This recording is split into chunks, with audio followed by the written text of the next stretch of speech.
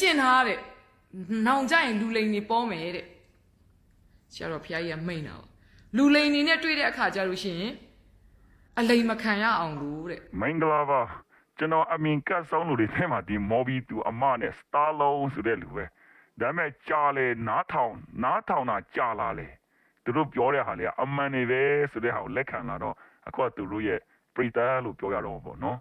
ဒီအကြောင်းအရာကိုတကယ်နားထောင်ဖို့ကောင်းပါတယ်ကျွန်တော်အစနဲ့နားထောင်ကြရအောင်ဖះပွင့်လာပြီးထားလိုက်ပါတော့စကားပြောနေပြတယ်နော်ဖះပွင့်လာပြီးဖះကကိုယ့်ရဲ့မျက်စိရှိကိုရောက်လာပြီငါဖះပါလို့ပြောပါပြီတဲ့ဖះမန်းသိနိုင်တဲ့လုံလောက်တဲ့အရေးအချင်းကိုမှရှိရလားကျတော့မိုက်တယ်တခြားစဉ်းစားပြီးပြောတာနော်ကျွန်တော်မြန်မာနိုင်ငံတို့မြန်မာနိုင်ငံသားလေးကိုဒါဖះဖြစ်ပါတယ်လို့ဆုံးဖြတ်နိုင်တဲ့လုံလောက်တဲ့အတိတရားကိုစီမှာရှိရလားရှိဖို့တော့လည်းမလဲဖို့ဒါမဲ့လေဖះတော့ကိုရှိမှာချစ်ချွတ်ဖို့ကြွားရောက်နေပါပြီတဲ့ဖះကိုကြည့်ပြီးတော့ဒါဖះပါလို့ရောသိနိုင်ပြီလားအဲ့ဒီအတိတရားလေးတောင်မှမရှိဘဲနဲ့ဗုဒ္ဓဘာသာကိုဘာကူးကွယ်တာလဲသူများရောင်လို့လိုက်ရောင်တာပေါ့နော်ကျမတတ်တော်ရှိပရင်ယေဆွဆရာတော်ဘုရားကြီးကိုတော့ဖူးတဲ့အခါကျတော့ဆရာတော်ဘုရားကြီးရဲ့ဒါဘေးမှာအမြဲတမ်းရှိနေတဲ့6တက်ကြီးဆရာတော်ဘုရားမေးတာပေါ့ဘယ်ကလာတာလဲတဲ့ကိုမသိဘူးအဲ့စကားကိုဟိုကဒီကရှောက်ပြီးဖြေတာပေါ့ရန်ကုန်ကတို့မော်ဘီယာတို့ရှောက်ဖြေတာပေါ့ဘယ်သွားမှလဲဘယ်ပြန်မှလဲတဲ့မသိဘူးပြောတဲ့စကားရဲ့အတိတ်ပဲမသိဘူးနောက်တော့မှဆရာတော်ဘုရားရဲ့ပလင်ပေါ်တက်ဟောတာဘယ်သွားလို့ဘယ်လာရမှမသိတဲ့ပြောတယ်အများရောင်နိုင်လိုက်ရောင်ပြီးကိုးကွယ်နေတာဟောလာတော့မသိအမောင်တောင်မှမသိမြောက်မှမသိကိုယ်တိုင်ကျင့်ထားတဲ့နောင်ကြရင်လူလိန်နေပေါ်မယ်တဲ့ဆရာတော်ဘုရားကြီးကမိန့်တာပေါ့လူလိန်နေနဲ့တွေ့တဲ့အခါကျလို့ရှိရင်အလိန်မခံရအောင်လို့တဲ့ဘာသာရေးမိုင်းပေါ့ကျမရဲ့အတွေ့အကြုံနဲ့ပြောရမယ်ဆိုရင်သူများအပြောတွေအောက်မှာကျမတို့လူမျိုးအများစုကဘာသာရေးမိုင်းမိနေကြတာ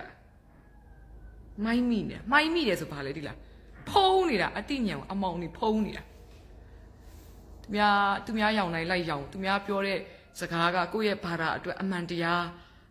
လားအမားတရားလားဒါမျိုးတွေကိုကမသိတော့ဘူးပေါ့လေနော်မှားတာလားမှန်တာလားမဝေဖန်မဆုံးဖြတ်နိုင်ဘာဖြစ်လို့လဲဆိုကိုယ်တိုင်မှကိုယ့်ဘာသာအကြောင်းသိမနေတာကိုယ်တိုင်မှစူးစမ်းအားထုတ်ထားခြင်းဘာတစ်ခုမှမရှိမနေတာဒါပေမဲ့ပြောလိုက်လို့ရှိရင်တော့ငါဘာသာမထိနဲ့ဆို